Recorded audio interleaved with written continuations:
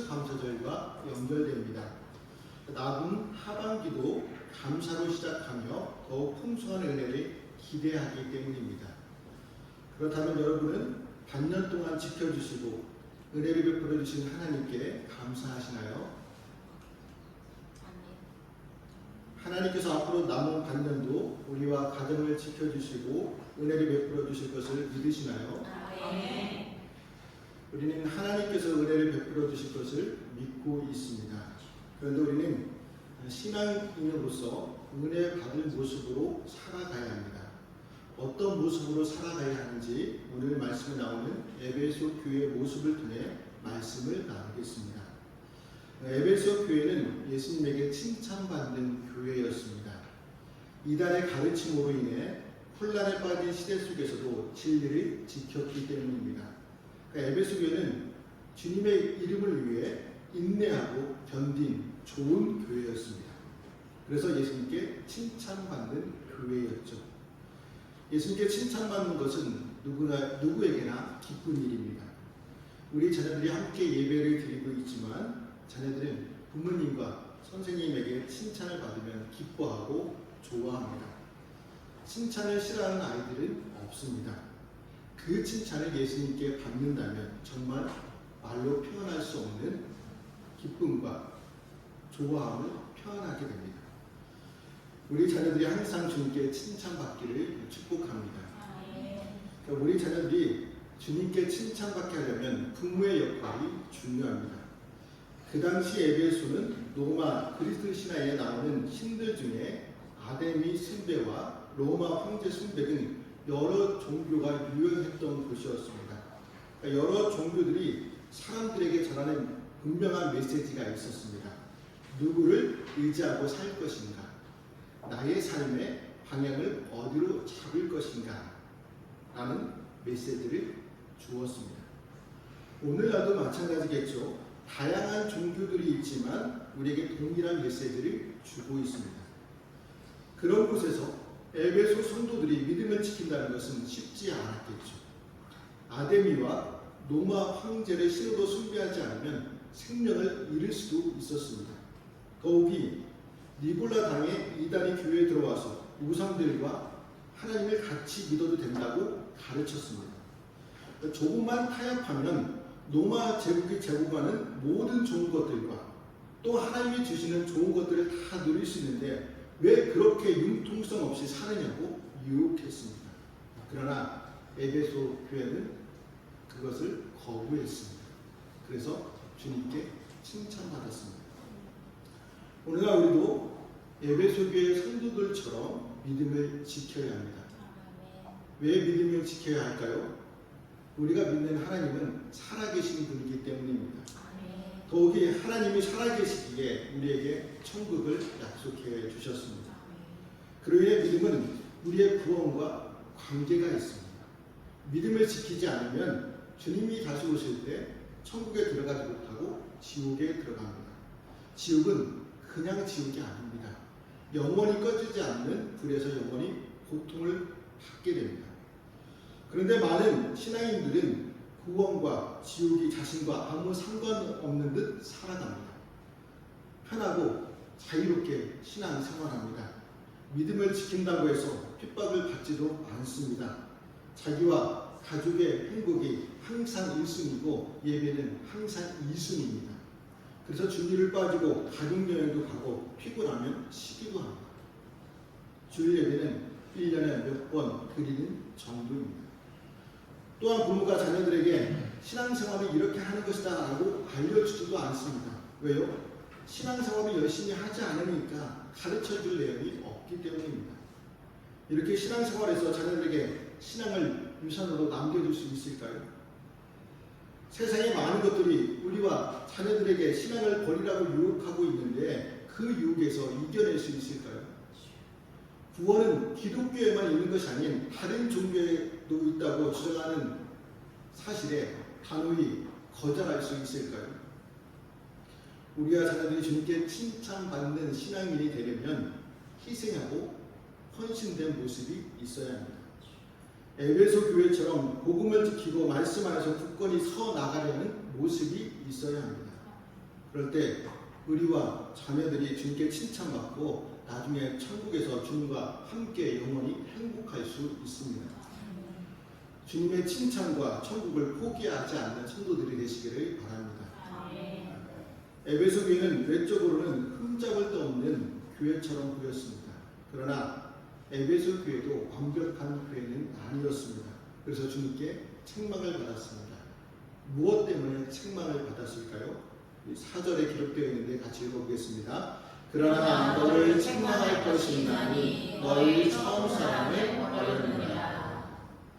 처음 사랑을 버렸다고 주님께 책망을 받았습니다. 요한에게 있어서 에베소 교회를 향한 주님의 책망은 큰 충격으로 다가왔습니다. 왜냐하면 에베소 교회는 요한 자신이 목회했던 곳이었기 때문입니다. 더욱이 요한이 강조한 것이 하나님과 이웃을 사랑하라는 강조였기 때문입니다. 그러니까 요한은 사랑을 강조한 사도였기에 사랑의 사도라고 불릴 정도였습니다. 그러면 처음 사랑이 무엇일까요? 여기서 말하는 처음 사랑은 단순히 신앙 초기의 열정만을 뜻하는 것이 아닙니다. 하나님을 향한 사랑과 이웃을 향한 헌신적인 사랑을 말합니다. 우리는 생각해 보아야 하는데요. 에베소 교회가 왜 처음 사랑을 버려야만 했을까 생각해 보아야 합니다. 에베소 교회는 한 가지를 얻었지만 한 가지를 잃어버렸습니다. 바로 이단과의 치열한 싸움에서 교회를 지켜내었지만 사랑은 잃어버렸던 것이죠. 새 교로가 등록해도 혹시 이단이 아닐까 의심하게 되고 조금이라도 이상한 말과 행동을 하게 되면 이단이라고 정죄하였을지도 모릅니다. 그러면서 점점 사랑이 식어져만 갔습니다. 이웃을 향한 사랑이 식어지면서 자연스럽게 하나님을 향한 사랑도 식어져만 갔습니다. 만약 이 사랑이 식는다면 교리적으로 정확하고 외적으로 보이는 신앙생활이 유지되더라도 교회는 생명력을 잃은 껍데기에 불과합니다. 그렇다고 하여 에베소 교회가 문제 많은 교회로 오해해서는 안 됩니다. 에베소 교회가 설립될 당시 성도들은 영적으로 뜨거웠습니다. 에베소에는 두란노 서원이 있었는데 그곳에서 약 2년간 성경 강좌가 있었습니다. 매일 오전 11시부터 오후 4시까지 성경 강좌에 성도들이 참여하여 성경 공부와 말씀을 들었습니다. 이렇게 에베소 교회는 영적으로 풍성한 메시지가 있었고 그 메시지는 성도들을 한 공동체로 되게 하였습니다. 사도 바울이 밀레드에서 에베소 교회 장로들을 불러 놓고 유언과 같은 설교를 했을 때 장로들은 바울을 위해 무릎을 꿇고 함께 기도하며 크게 울 정도로 뜨거운 가슴이 있었습니다. 성도들 간에 사랑이 뜨거웠던 교회였습니다. 그러나 약 40여 년이 지난 지금 에베소 교회의 모습은 어떠했습니까? 성도들에게는 신앙의 순수성을 지키려는 의지와 노력은 매우 컸습니다. 그러나 성도들의 노력은 한편으로는 다른 형제들을 향한 사랑의 마음을 쉽게 만들었습니다.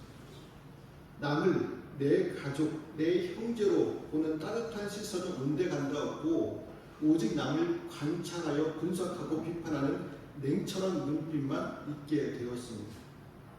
가슴이 얼음장으로 변하였습니다. 인정이 없는 냉랭한 교회, 따뜻한 교제가 없는 벽 있는 교회, 차가운 시선만 남아있는 교회가 되었습니다. 요즘같이 무더운 날씨에 사람들은 시원한 물과 음료를 자주 찾게 되죠. 차가운 얼음을 찾지만 가슴마저 차가워지면 안 됩니다. 우리 교회가 에베소 교회처럼 차가운 교회가 되면 안 됩니다. 하나님은 이런 교회를 원치 않으십니다. 이단을 처단하고 거짓된 가르침에 단호히 대처하는 것은 교회에 마땅한 일입니다. 하지만 그것으로 인하여 성도들 간에 따뜻함이 사라지는 것은 결코 용납될 수 없습니다. 제가 1차원적인 질문을 하겠습니다. 여러분이 교회에 처음 온 사람이라고 생각하고 교회를 선택할 때 어떤 교회를 선택할지를 고르시면 됩니다. 분위기가 냉랭한 교회 아니면 따뜻한 교회, 두 교회 중 어느 교회에 등록하고 다니시겠습니까? 당연히 분위기가 따뜻한 교회에 다니고 싶어 하시겠죠. 아무리 개인주의 성향이 강한 사람도 냉랭한 교회보다 따뜻한 교회에 다니고 싶어 합니다. 여러분, 우리 교회가 성도들 간에 따뜻함이 있는 교회가 되어야 합니다. 자신을 인정해주고 격려해주고 축복해주는 공동체가 되어야 합니다. 사랑을 실천하는 교회가 성장하게 되어 있습니다. 그래서 제가 여러분들에게 숙제 한 가지를 드리겠습니다. 교회와 사회에서 또는 학교에서 누구를 만나더라도 반갑게 먼저 인사해주는 숙제입니다. 교회에서는 직분과 나이에 상관없이 먼저 반갑게 인사해야 합니다. 학교와 직장에서도 선후배 상관없이 먼저 반갑게 인사해 주어야 합니다. 이 숙제 잘 하실 수 있겠습니까? 네. 분명히 네라고 하셨어요. 네. 제가 보겠습니다. 제가 예전에 생각했던 교회에 어느 장로님이 계시는데요. 주일 오전에 저한테 오셔서 하시는 말씀이 요즘 아이들은 어른들을 보면 인사할 줄 모른다고 하시면서 교사들에게 잘 좀 가르치라고 전해주라는 말씀을 하셨습니다. 그 말을 듣고 저는 네, 전해주겠습니다 라고 하면서 저는 아이들을 보면 반갑고 귀여워서 먼저 인사한다라고 말을 전해주었습니다. 아이들이 어른들에게 먼저 인사하는 것은 예의일 수 있습니다. 그렇다고 꼭 아이들이 먼저 인사하는 법은 없습니다. 어른이 먼저 반갑게 인사해 주면 나중에 감사하는 마음이 들어서 인사하게 되어 있습니다. 요즘에는 교회에서 아이들 보기가 너무 힘들어졌습니다. 한국 교회에 교회 학교가 없는 교회들이 너무나 많습니다. 또 어느 시골마을에는 10년 만에 아기가 태어났다고 해서 축제를 벌이는 마을도 있습니다. 우리 교회에 아이들이 있고 이렇게 자녀들과 함께 예배드리고 있다는 것이 얼마나 감사한 일입니까? 여러분, 우리의 자녀들이 우리의 미래이며 우리 교회의 희망입니다. 우리 자녀들을 많이 축복해 주시고 기도해 주시기를 바랍니다. 또한 온 교우들이 먼저 반갑게 인사해 주고 사랑이 넘치는 교회로 만들어 가야 합니다. 그렇다고 우리 교회가 사랑이 없다는 말이 아닙니다. 더 많은 사랑이 있는 교회가 되어야 하기 때문입니다. 처음 사랑을 회복하여 사랑의 공동체로 세워가시기를 축복합니다. 주님은 처음 사랑을 잃어버린 에베소 교회가 문제를 해결할 수 있는 방법을 알려주셨습니다. 그 방법은 무엇이었을까요? 5절에 기록되어 있는데 같이 읽어보겠습니다. 그러므로 어디서 떨어졌는지를 생각하고 회개하여 처음 행위를 가지라. 만일 그리하지 아니하고 회개하지 아니하면 내가 너희를 가서 내 촛대를 그 자리에서 옮기리라. 주님은 에베소 교회에게 그러므로 어디서 떨어졌는지를 생각하고 회개하여 처음 행위를 가지라고 알려주십니다. 말씀을 보면 세 동사가 주축을 이루는 것을 보게 되는데요. 바로 생각하라, 회개하라, 처음 행위를 가지라입니다. 이 세 명령을 충실히 행할 때 비로소 처음 사랑을 회복할 수 있습니다. 먼저 생각하라입니다. 하나님과 형제 간의 사랑을 회복하기 위해 그 간격이 어디서부터 멀어졌는지를 생각해야 합니다. 현재의 상태가 하나님의 뜻에서 얼마나 멀어졌는지를 진단해야 합니다. 의사가 환자를 진단할 때 병을 고칠 수 있는 것처럼 자신의 영적 상태를 알 때 고칠 수 있다는 것이죠. 그런데 그 생각은 계속 반복해야 합니다. 긴장을 늦추지 말고 문제를 해결할 때까지 계속해서 하나님과 형제들로부터 멀었던 곳으로 돌아가야 합니다. 어디서부터 멀어졌는지를 생각한 다음 회개해야 합니다. 이 회개는 단번에 회개하는 것을 말합니다. 문제의 원인을 찾으면 우물쭈물대지 말아야 합니다. 또 변명의 구실을 찾거나 남에게 화살을 돌려서도 안 됩니다.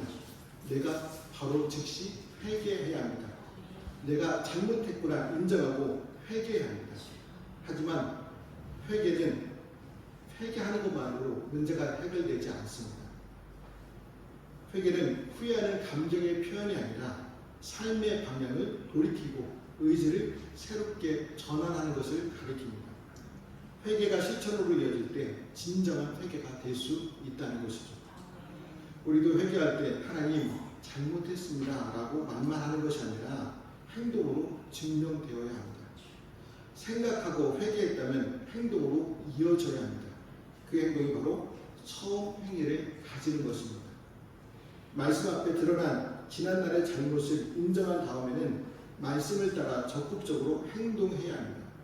마치 탕자가 지난날의 잘못을 반성하고 일어나서 아버지 집으로 돌아갔던 행동이 있어야 합니다. 이 문제를 해결하기 위해서는 생각하고 회개하고 행동하는 과정이 필요합니다. 이 과정이 있을 때 우리는 주님의 도우심으로 처음 사랑을 회복할 수 있습니다. 만약 회개하지 않으면 주님은 촛대를 옮기시겠다고 경고하십니다. 단지 미래에 대한 경고가 아니라 현재의 삶에서 당장 회개하라는 촉구입니다. 촛대가 옮겨지면 주님께서 주시는 권위와 능력, 빛이 없는 교회가 됩니다. 교회는 반드시 영적인 힘과 어두운 세상을 밝히 비추는 주님의 빛이 필요합니다. 그런데 잘못을 회개하지 않아 주님이 떠나시면 교회는 허울뿐인 교회밖에 되지 않습니다. 잘못을 회개하면 주님은 회복을 약속하십니다. 어떤 회복을 약속하실까요? 7절 말씀에 기록되어 있는데 같이 읽어보겠습니다. 귀 있는 자는 성령이 그에게 하시는 말씀을 들을지어다. 이기는 그에게는 내가 하나님의 나무에 있는 생명나무의 열매를 주어 먹게 하리라. 아멘. 주님은 에베소 교회에게 이기는 그대에게는 내가 하나님의 나무에 있는 생명나무의 열매를 주어 먹게 하리라 약속해 주십니다. 생명나무는 창세기 3장에 나오는 나무입니다. 하나님은 에덴 동산 중앙에 생명나무와 선악을 알게 하는 나무를 두셨습니다. 아담과 하와에게는 선악을 알게 하는 나무를 절대 먹지 말라고 말씀하셨고 생명나무의 열매를 먹도록 허락하셨습니다. 하지만 아담과 하와가 범죄하여 에덴 동산에서 쫓겨났을 때 생명나무에 접근하는 것조차 금지되었습니다. 그러나 이제 어린 양 예수님의 죽음으로 생명나무 열매는 구원받는 자들이 하나님으로부터 받을 수 있게 되었습니다. 여러분, 생명나무 열매는 하나님과의 친밀한 교제를 통해 주어지는 영원한 생명과 가장 좋은 것들입니다. 하나님은 에베소 교회가 회개하여 다시 처음 사랑을 회복해서 이 열매를 풍성히 먹기를 원하셨습니다. 이 회복의 약속은 에베소 교회에게만 주어지는 것이 아닙니다. 귀 있는 자는 성령이 교회들에게 하시는 말씀을 들을지어다 라는 말씀처럼 모든 시대의 교회에게 주어지는 하나님의 말씀입니다. 여러분, 세상이 제시하는 좋은 것들이 아무리 좋아 보여도 하나님의 천국에 있는 생명나무와 비교할 수 있을까요? 비교될 수 없습니다. 왜냐하면 하나님은 우리가 무엇이 가장 필요한지를 잘 아시기 때문입니다. 세상에서 제시하는 것은 눈에 좋아 보여도 실제로 독이 되는 경우가 많습니다. 그러나 하나님이 주시는 생명나무 열매는 그렇지 않습니다. 우리가 가장 좋은 것을 주셔서 유익이 되게 하십니다. 그로 인해 교회는 또한 성도는 날마다 자신을 돌아보며 하나님과의 사랑, 이웃을 향한 헌신을 회복해야 합니다. 그래서 하나님 나라의 증인으로 살아가야 합니다. 그럴 때 우리는 현재와 미래에도 하나님의 친밀한 교제를 통해 주어지는 영원한 생명과 가장 좋은 것들을 누릴 수 있습니다. 하나님과 이웃을 향한 사랑을 회복하여 아담이 잃어버렸던 생명나무 열매를 먹으시기를 축복합니다. 에베소 교회를 향한 말씀은 모든 교회를 향한 경고이자 소망의 메시지입니다. 진정한 신앙은 지식적으로만 알고 있는 것을 넘어 하나님과 이웃을 향한 사랑으로 열매 맺는 삶을 요구합니다. 회개는 감정 변화를 넘어 삶의 실천을 요구하고 이기는 자에게는 생명의 회복과 영원한 교제가 주어지게 됩니다. 이제 우리는 한번 자신을 돌아보시기 바랍니다. 형식적인 종교 생활만 머물고 있는지 돌아보고 그렇게 살고 있다면 회개해야 합니다. 그리고 자녀들에게 하나님께 칭찬받는 신앙을 물려주어야 합니다. 그러므로 처음 사랑을 회복하여 생명나무의 열매를 먹는 저와 성도들 그리고 우리의 자녀들이 되시기를 주님의 이름으로 말씀을 드립니다. 기도하시겠습니다. 하나님 아버지, 우리가 잃어버렸던 신앙의 열정